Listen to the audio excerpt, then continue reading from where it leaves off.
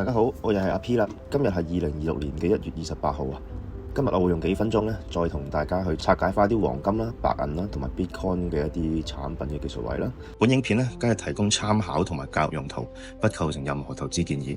投資有風險，請自行評估同埋諮詢專業意見。呢三個都再講多次啦，就係背後有一條主線連住啦，就係避險情緒加美元崩盤啦。記得大家 like 我哋同埋訂閱，我哋開始啦。第一個部分咧就係黃金咧，又瘋狂地再突破到5200蚊美金啦。點解會升到咁癲呢？第一個原因啦，就係美元崩盤啦，推動咗金價去狂升啦。根據 CNBC 同埋 Midtrade 嘅報導咧，即係已經突破咗5200美金啦。主要係因為咧美元指數咧跌近4年嘅低位，阿特朗普咧就批評美元啊就過強啦。加上市場等待美聯儲減息嘅時間啦，美元咧持續承壓啦，推動金價去繼續創歷史新高嘅。第二個原因咧，其實大行咧集體就睇好金價啦，目標係6000蚊美金啦。德意志銀行啊預測啊2026年啊可以衝至6000蚊，理由係都係央行繼續持續買入啦，投資需求強勁。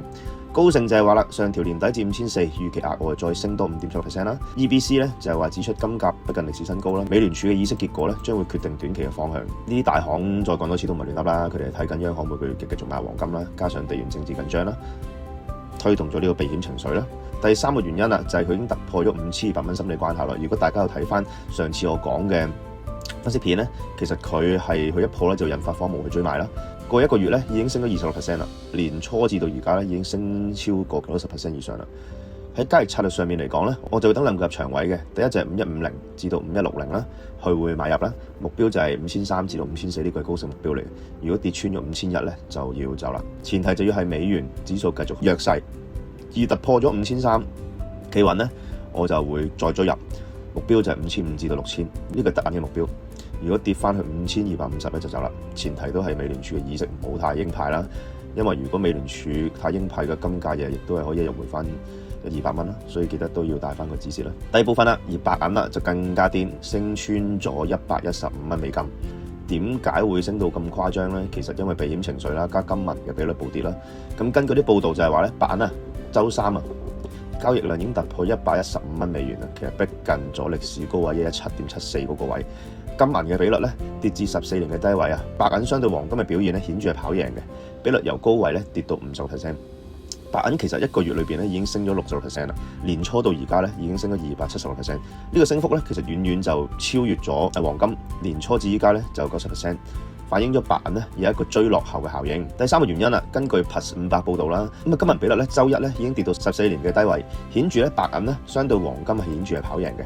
TradingView 分析就係話啦，白銀經歷咗一年嘅250%嘅驚人漲幅啦，包括1月份嗰50%。所以咧，如果呢個位上邊咧，我自己就未必會喺呢個位去入市啦，因為佢距離呢個歷史高位其實爭幾蚊，同埋波動性極高嘅，隨時大幅嘅回調。所以如果我會等兩個入場，第一啦就係喺一個110蚊至到112蚊，我目標咧就115蚊至到117蚊嘅，跌穿咗108咧就好走啦。前提就要係避險需求繼續持續啦。如果突破117.7咧，我就會再買入追入嘅，我就會目標係120至到125啦。如果跌到嚟115就要走啦。前提要金銀比率繼續收窄啦，白銀咧其實升得好急亦都好快嘅，波動性極高嘅，隨時大幅回調嘅，所以就盡量就唔好追高啦。而第三部分啦就係個 Bitcoin 啦，其實 Bitcoin 咧上次都講過就係困咗個區間入邊啦，其實佢完完全全咁跑輸貴金屬啦。第一啦，點解升唔翻上嘅咧？首先一就係機構資金撤退咗啦 ，ETF 繼續去持續流出啦。上次都講咗係已經1月嘅期間已經流出咗13億美元啦。第二個原因啦就係話啱啱避險嘅資金其實流入咗黃金同白銀啦，所以其實基本上嚟講啲人佢都轉戰晒去投資貴金屬嘅。第三個原因咧就係因為美聯儲咧過兩日咧就會有個議息結果嘅，咁所以其實 BTC 困喺區間咧就係等緊一啲方向嘅。第四個原因啦就係話穩定幣嘅市值咧其實單日咧已經蒸發咗22.4億嘅美元嘅，反映咗咧其實資金撤出咗加密市場啦，分析師警告啦 BTC 有機會可能跌穿7萬點嘅。OK， 咁我自己咧亦都係佢一如上次所講啦，暫時都要觀望態度啦，因為呢個位亦都唔上唔落啦，最容易夾倉啦。我就會突破咗9萬點企穩咧，我之後嘅目標就係93000咯，跌穿咗88500就走啦。而佢可能會落到87500，如果守得住咧，我亦都係會入貨嘅。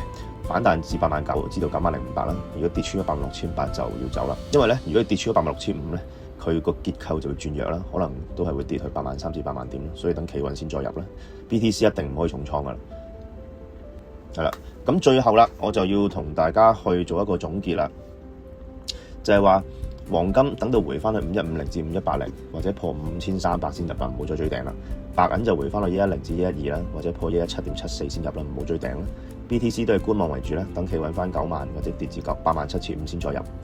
風險提示就係美聯儲啦，佢減息啦，係一個好關鍵嘅嘢，因為鮑威爾一句説話咧就可以決定一個方向。黃金同白銀咧升得太急同埋太快，短線都隨時有機會大幅嘅回調嘅。所有倉位啦，記得帶翻個止蝕啦，唔好以為避險一定穩陣。好啦，今日嘅分析就到呢度。如果你覺得有用嘅，記得 like 同 share， 留言話俾我聽你投資緊咩產品。我哋亦都有 WhatsApp group 嘅，歡迎你加入我哋一齊去交流。好，我哋下一集再見，拜拜。